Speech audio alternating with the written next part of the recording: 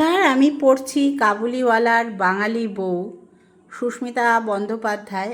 আজ পঞ্চম অধ্যায়। যদি আমার পঠন আপনাদের ভালো লাগে তো প্লিজ আমার চ্যানেলটা একটু সাবস্ক্রাইব করবেন আর গল্পেতে একটা লাইক দিয়ে দেবেন। বরাবরই আমি একটু অন্যরকম। যে কোনো অমানবিক বিষয় বা ঘটনা আমাকে নাড়া দেয়, যন্ত্রণা দেয়, তাই প্রতিবাদ করবার চেষ্টা করি। কোথাও সফল হই, কোথাও হই না। এইরকমই একটা ব্যাপারে আমি একবার প্রতিবাদ করেছিলাম। আমাদের একটা বিশাল আঙুরের বাগান আছে। আঙুর পেকে গেলে সেই আঙুর বাড়ির ছাদে এনে ঢেলে দেবে, তারপর ঠিক ধান রোদে দেবার মতো করে ছড়িয়ে মেলে দেবে। 10-12 দিনে আঙুর শুকিয়ে কিশমিশ হবে, তারপর সেগুলো পরিষ্কার করে ভাগ হবে। আমি দেখলাম যখন কিশমিশ ভাগ করছে তখন আসাম খানের বড় বউ সেই ভাগের বিচারিকা। আসামের 2 বউ 2টো ভাগ নিয়েছে। জ্যাঠ শ্বশুরের নিজের বউয়ের একটা ভাগ, ও ছেলে আদ্রামানের বউয়ের একটা ভাগ, আর আমার শাশুড়ির একটা ভাগ। আমি ভাবলাম এটা কেমন হলো? 2 শ্বশুরের ঘরে 2টো করে ভাগ যাচ্ছে, আর আমার শাশুড়ি প্রতিবাদ করে না বলে তার একটা ভাগ। আমি তখন পাবলু চাচিকে বললাম, চাচি, এটা কেমন ভাগ হলো? তোমরা সবাই 2টো করে ভাগ নিলে আর আমাদের একটা ভাগ। তোমরা সবাই খেতে পারো আর আমার দেওররা খাবে না? পাবলু চাচি বলল, সারা জীবন তো এইভাবেই ভাগ হচ্ছে। আমার আর আমার সতীনের আলাদা, আবু আর ছেলের বউয়ের আলাদা। তুমি আর তোমার সতীন কি আলাদা থাকে?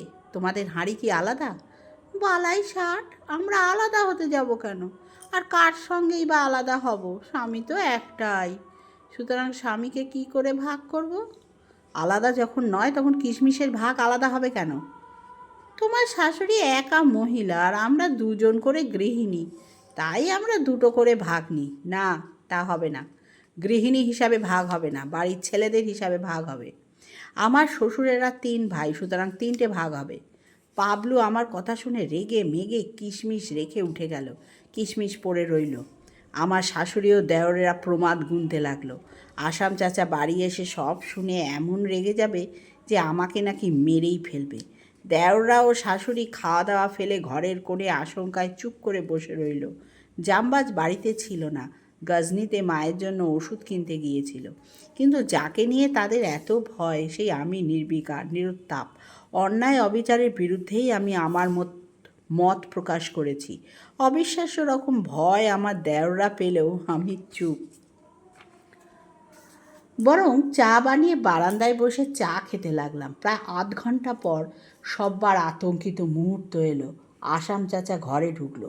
আমি তখন বারান্দায় বসে আমেরিকার ফার্স্ট লেডি বইটা পড়ছি আর শীতটাকে দূরে সরানোর জন্য রোদের তাপ নিচ্ছি। ভাবছিলাম, চাচা কি খুব খারাপ লোক? আসলে বউ দুটোই শয়তান। তাদের প্ররোচনাতেই হয়তো চাচা সবার প্রতি এত উদাসীন। চাচা ঘরে ঢোকার পর অনেকক্ষণ হয়ে গেছে। কেমন যেন একটা চাপা উৎকণ্ঠায় সময় কাটাচ্ছি। চাচা যদি বউয়ের কথায় বেরিয়ে আসে ঘর থেকে, আমার প্রশ্ন করে কেন আমি এমন করে তার বউদের বলেছি, কি উত্তর দেব আমি? হাজার হলেও শ্বশুর বলে কথা, তার সাথে কি তর্ক করতে পারবো? হঠাৎ একটা বিকট চিৎকার শুনলাম।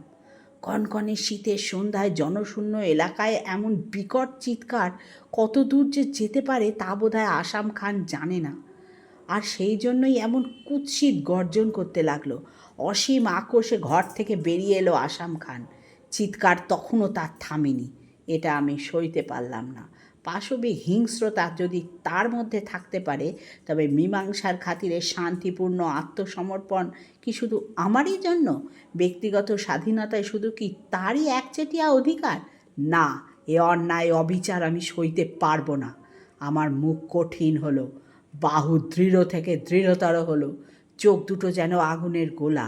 আসাম খাঁর ভয়ঙ্কর ঢেউয়ের মতো ফুঁসে ওঠে অশ্রাব্য ভাষায় আমাকে গালি দিতে দিতে এগিয়ে আসতে লাগলো।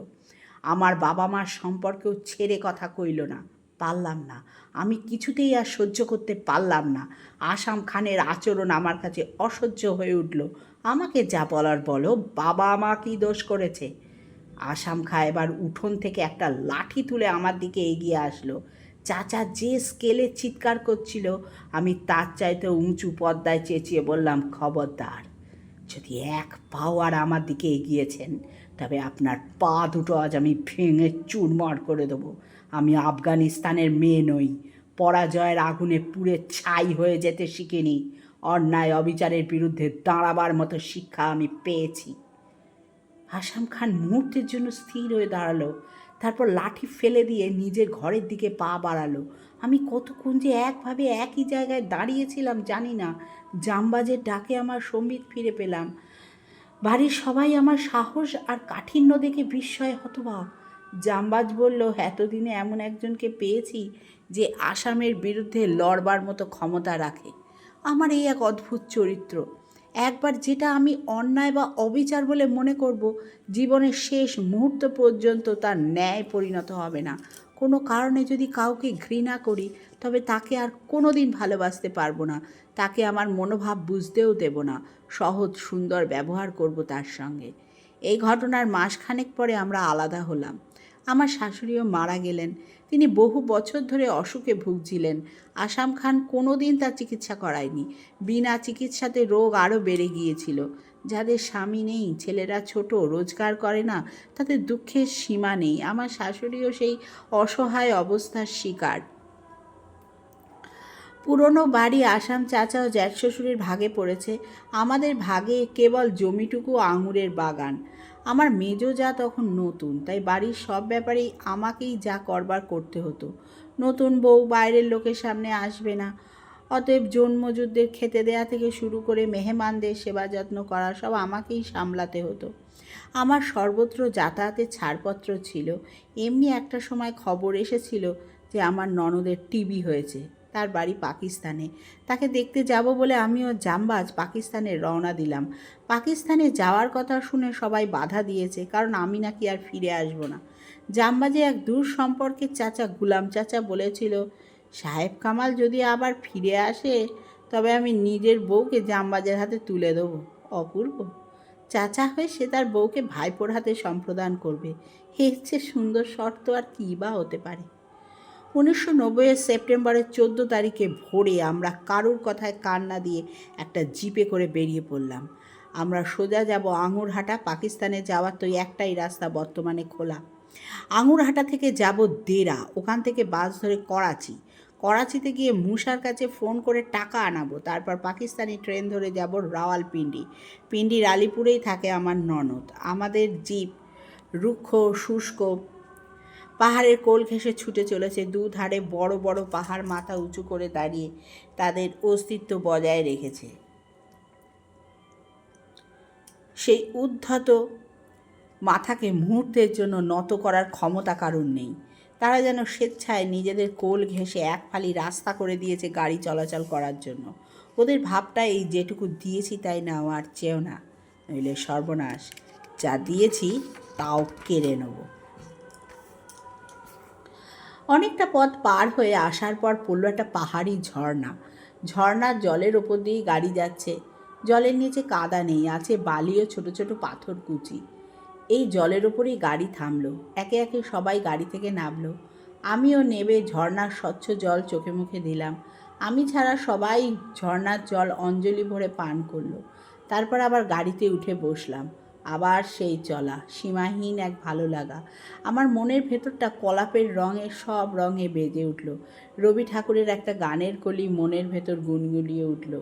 হারে রে রে রে রে আমায় ছেড়ে দে রে দে রে, যেমন ছাড়া বনের পাখি মনের আনন্দে নে। একবার নয়, বারবার গানটা মনে মনে ভেজেছি।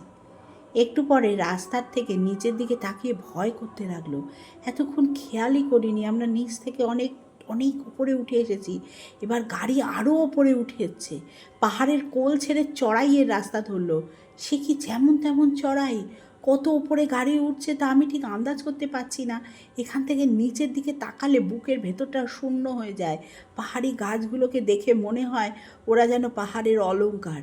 পৃথিবীর আলোয় তাদের সবে জন্ম হলো। কোনো এক জ্যোৎস্না স্নাত রাতে অথবা ভোরের মিষ্টি হাওয়ায় এরা চোখ মেলেছে। আমরা প্রায় আঙুরহাটার কাছে এসে পড়েছি। দূর থেকে বিশাল একটা মসজিদের চূড়া দেখা যাচ্ছে। আফগানিস্তানের শহর ছাড়া অন্য কোথাও ভালো হোটেল নেই। জঙ্গলে বা পাহাড়ি পথের ধারে যেসব হোটেল আছে সেগুলোকে ঠিক হোটেল বলা যায় না, পান্থশালা বা ধাবা টাইপের, ভীষণ নোংরা। মেয়েদের থাকার কোনো আলাদা ব্যবস্থা নেই, একটা করে চাটাই পাতা, তার উপর তোষক দেয়া, একটা লেপও দেয়। যখন লেপ বা বালিশ ব্যবহার করতে করতে ময়লা হয়, মনে হয় কাচা দরকার, তখন তুলো বার করে খোলটা কেচে দেয়। এইসব হোটেলে যাতে রাত কাটাতে না হয় সেই জন্যই চালক এতক্ষণ প্রাণপণে গাড়ি চালিয়েছে, যাতে রাতের আগেই আঙুরহাটায় পৌঁছানো যায়। আঙুরহাটার হোটেল পান্থশালার থেকে একটু পদের। গাড়ি দাঁড়ালো, আঙুরে পৌঁছে গেছি, রাতে এখানেই থাকতে হবে। একটা হোটেলের ব্যবস্থা করতে গেল জামবাজ। একটু পরে ফিরে এসে আমাকে বলল, চলো, রাতের মতো মাথা গোঁজার একটা ব্যবস্থা করেছি। হোটেল তো নয়, যেন স্টোর রুম। এক ফালি জায়গা, সেই ফালি জায়গাটুকুতে শুয়ে রাত কাটাতে হবে। লেপ আর তোষক থেকে বোটকা গন্ধ বেরোচ্ছে, জসমিন দেশের যদাচার। অতএব ওর মধ্যেই শুয়ে পড়লাম। সারাদিনের ক্লান্তিতে কখন ঘুমিয়ে পড়েছি জানি না। সকালে জামবাজ ডেকে তুলল, আবার চলা। এবার জিপ নয়, একটা টয়োটা গাড়িতে চাপলাম। ড্রাইভারের পাশে দুটো সিটে আমরা বসলাম। হেলে দুলে গাড়ি চলতে শুরু করলো। টয়োটার পেছনে আরও অনেক লোক বসেছে, মহিলা আমি একা। শত সহস্র দামামা যেন আমার বুকের মধ্যে বেজে উঠল। দীর্ঘ প্রতীক্ষার পর আজ আমি আবার গাড়ি চেপে বাইরের জগতে পা রেখেছি। এই মুহূর্তে মন আমার কি চাইছে, কোনটা স্পর্শ করার জন্য উন্মুখ হয়ে আছে, তা ঠিক বুঝতে পারছি না। আমার সব কেমন গোলমাল হয়ে যাচ্ছে।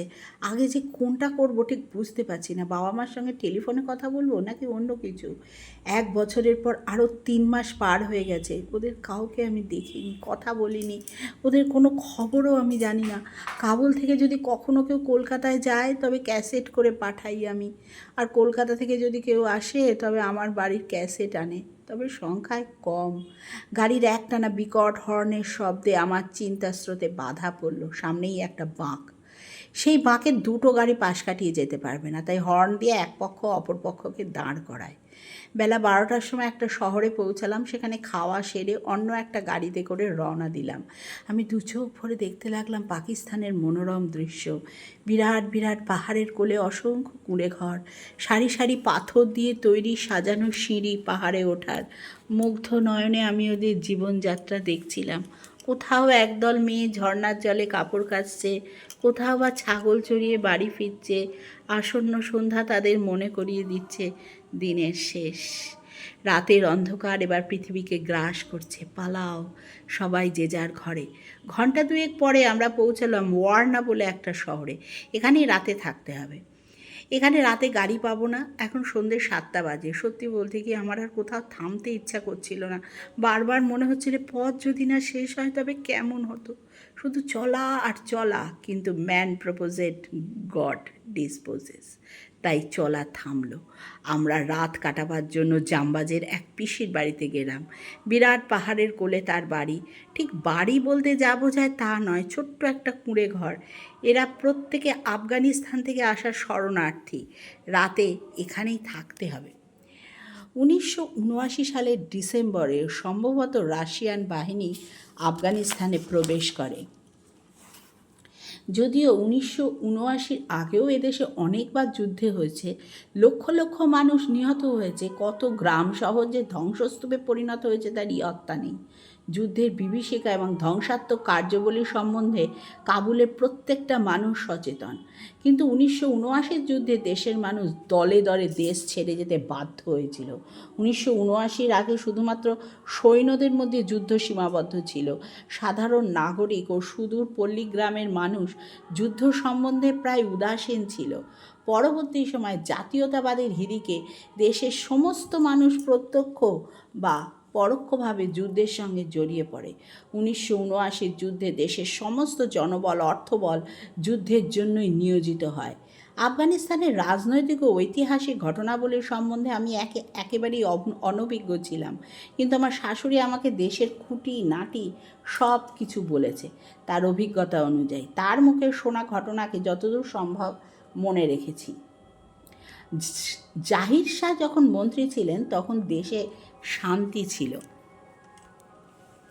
গঠনমূলক কর্মতৎপরতার সঙ্গে জনসাধারণের মধ্যে জাহির শাহ যথেষ্ট সুনাম ছিল, কিন্তু তিনি তো সাধারণ মানুষ ছিলেন। এই সাধারণ মানুষ এক এক সময় এমন ভুলভ্রান্তি করে বসে যা শোধরানো অসম্ভব। সেই রকমই ভুলের মাসুল হিসাবে গদি ছাড়তে হয় জাহির শাহকে। তিনি চোখ অপারেশন করাতে আমেরিকা গিয়েছিলেন। কিছুদিনের মধ্যেই ভাইপো দাউদ খাঁকে গদিতে বসিয়েছিলেন, কিন্তু এখানেও সেই বিশ্বাসঘাতক দাউদ আর গদি ছাড়ল না। তারপর ধীরে ধীরে রাজনীতির রঙ্গমঞ্চে প্রবেশ করলেন নূর মোহাম্মদ তারাকি। শুনেছি তারাকি নাকি পীর আরজাদ সাহেবের বাড়ি যখন পুড়িয়ে দিয়েছিলেন তখন থেকেই দেশে বিদ্রোহের পদধ্বনি শোনা যায়। আর আজরাত সাহেবের বাড়ি পুড়িয়ে দেওয়ার পর তারাকি তার ট্যাঙ্কের পেছনে দাউদকে বেঁধে মাইলের পর মাইল টেনে নিয়ে যায়, আর তাতেই দাউদের মৃত্যু হয়। নিয়ম রক্ষার খাতিরে যৎসামান্য মাটি খুঁড়ে তাতেই দাউদকে কবর দেওয়া হয়, আর তারপরেই তারাকি গদিতে বসে। নূর মোহাম্মদ তারাকির পরে গদিতে বসে পিজ লামিন। পিজ লামিনের পর বাবরাক কারমান। অতএব গদি দখল করে ডক্টর নাজিবুল্লাহ। নূর মোহাম্মদের শাসনকালে আফগান জনগণ তাকে ধিক্কার দিত। আরও পরে পারস্পরিক বিরোধিতার মাধ্যমে ক্ষমতায় আসীন হন। তারপর আরও অনেকে। তারাকির সময় কাবুলে প্রবেশাধিকার পায় রাশিয়ানরা। অন্যদিকে আর এক বিপ্লবের কর্মকাণ্ড শুরু হয়েছিল। আফগানিস্তানের 100 ভাগের 90 ভাগ মানুষ তাদের নতুন বিপ্লবী মুজাহিদদের কৃতিত্বে মুগ্ধ মনোভাব প্রকাশ করতে লাগলো। আম জনতা ভাবল, কি বহুমুখী কর্মশক্তি, কি অপূর্ব দুঃসাহস ও বীরত্ব! নতুন বিপ্লবী মুজাহিদদের স্বার্থ ত্যাগের ও বীরত্বের এমন দৃষ্টান্ত ইতিহাসের পাতায় বোধহয় আর নেই। কিছু কালের মধ্যেই জনতার ভুল ভাঙল। তারা বুঝল শান্তি আর কোনো দিনই ফিরে আসবে না। কেউ কেউ ভাবল নাজিবুল্লাহ তো দেশের জন্য ভালোই করতে চাইছে, দেশকে পাশ্চাত্য সভ্যতার আলোয় উদ্ভাসিত করতে চাইছে, স্কুল কলেজ তৈরি করে শিক্ষার বিকাশ ঘটাতে চাইছে, মেয়েদের অনুমতি দেওয়া হয়েছে সেই স্কুল কলেজে গিয়ে শিক্ষা দীক্ষায় নিজেদের গড়ে তোলা। অফিসে দোকানে মেয়েরা কাজ করতে শুরু করলো, এমনকি এয়ার হোস্টেসের চাকরি করেও অনেক মেয়ে সংসারের গুরুদায়িত্ব পালন করতে পারছিল। 1979 পর থেকে শুরু হয়েছিল বিভীষিকার দিন, আতঙ্কের রাত। যেসব খ্রিস্টান কর্মসূত্রে আফগানিস্তানে থাকতো তাদের ওপর চলল অকথ্য অত্যাচার। মুজাহিদরা তাদের বলল, বল লা ইলাহা ইল্লাল্লাহ মুহাম্মদ রাসূলুল্লাহ। পৃথিবীর কেউই ধর্মীয় সংস্কার মুক্ত না, তাই খ্রিস্টানরা মুসলিম কলেমা বলতো না। আমার মনে হয় না কয়েকটা শব্দ উচ্চারণ করলেই মুসলিম হওয়া যায়, অথবা ওং ভুবর্ত সতং সর্বিবেত্তু বরেণ্যং ভর্গদেবস্য ধীমহি, এই মন্ত্র বললেই কি হিন্দু হওয়া যায়? মনের সুচিতা, আধ্যাত্মবোধ, শালীনতা, সংযম, এগুলোর কি কোনো দরকার নেই? যাই হোক, কলমা না বললেও মুজাহিদরা ওদের মতে বিধর্মীদের নির্মমভাবে হত্যা করত। সে এক নারকীয় পরিস্থিতি। আনাচে কানাচে খানায় খন্দরে অসংখ্য লাশের পাহাড়, জলের খরস্রোতে ভেসে যাওয়া সেই সব লাশ, ধরহীন মুন্ডহীন মানুষের ছিন্ন দেহ ট্র্যাক্টরে করে নিয়ে গিয়ে বহু দূরে পাহাড়ের গায়ে কোথাও ফেলে দিয়ে আসতো। ঘরে ঘরে কায়েম হলো আতঙ্ক, সন্ত্রাসের রাজত্ব। রাশিয়ানরা হেলিকপ্টারে করে এসে বোম আর মিসাইল মেরে যায়, দাড়িওয়ালা লোক দেখলেই মেরে ফেলে। গজনি, গর্দেশ, মুসকেল, পাতানা, সারানা, মমতকেল, কাটওয়াস, তামির, আলেকতারি সব এলাকা মুজাহিদদের কবলে চলে এলো। নাজিব অনুগামীদের ধারণা আফগানিস্তানের উন্নয়ন ও বিকাশের পরিপন্থী এইসব মুজাহিদরা। 1990 অথবা 1991 খ্রিস্টাব্দ। নাজিবের সামনে তখন দুটো রাস্তা, হয় যুদ্ধের চ্যালেঞ্জ গ্রহণ, নতবা বিনা যুদ্ধে আত্মসমর্পণ। যে পরিস্থিতি গড়ে উঠেছে তাতে দ্বিতীয় সিদ্ধান্ত নেওয়াই উচিত মনে করলেন নাজিব। সিদ্ধান্ত গ্রহণের সঙ্গে সঙ্গে তিনি তার পরিবারের সবাইকে দিল্লিতে নিরাপদ স্থানে পাঠিয়ে দেন। আত্মসমর্পণের শর্ত হিসাবে নিজের মুক্তির আবেদন রাখলেন। তারপর কাবুলের এয়ারপোর্টে প্লেনে উঠে কাবুল ছাড়ার ঠিক আগের মুহূর্তে বন্দী হন নাজিবুল্লাহ। চমকে ঘটে গেল এই অপ্রত্যাশিত দুর্ভাগ্যজনক ঘটনা। নাজিবুল্লাহর আফগানিস্তান এবার এক নতুন পর্যায়ে প্রবেশ করল, যার আশু পরিণাম আর যাই হোক না কেন ইতিহাসের পাতায় নৈরাজ্যে আর এক নতুন দৃষ্টান্ত যে হবে তাতে কোনো সন্দেহের অবকাশ রইল না। আমেরিকা যুক্তরাষ্ট্র, ফ্রান্স, ইরান, ইরাক, আরব সমস্ত দেশই ব্যাপারটা নিয়ে গুরুত্বপূর্ণ আলোচনা সমীক্ষা। মুজাহিদদের হাতে ডক্টর নাজিবুল্লাহ বন্দী হলেন, কিন্তু কোনো যুদ্ধবিরতির লক্ষণই দেখা গেল না। তাই শরণার্থীরা পাকিস্তান থেকে নিজের দেশে ফিরে আসার তাগিদ অনুভব করল না। পাকিস্তানের প্রেসিডেন্ট জিয়াউল হক আফগান শরণার্থীদের স্বার্থে নিজের দেশে ক্যাম্প করার জন্য অনেক জায়গা দিয়েছেন। আফগানবাসীদের কাছে জিয়াউল হক মহান ব্যক্তি, মানবিকতার প্রতীক। আফগান শরণার্থীরা পাকিস্তানে গিয়ে কোনো রকমে একটা করে কুঁড়ে ঘর বানিয়ে বাস করছে। আকুল অপেক্ষায় আছে কবে তাদের নিজেদের দেশে শান্তি ফিরে আসবে, কবে তাদের নিজেদের স্বদেশে ফিরে যেতে পারবে। আমি ভেবে পাই না কি আছে ওদের দেশে, কিসের আকর্ষণে তারা এই সুন্দর সচ্ছল দেশ ছেড়ে চলে যেতে চাইছে নিজের দেশে।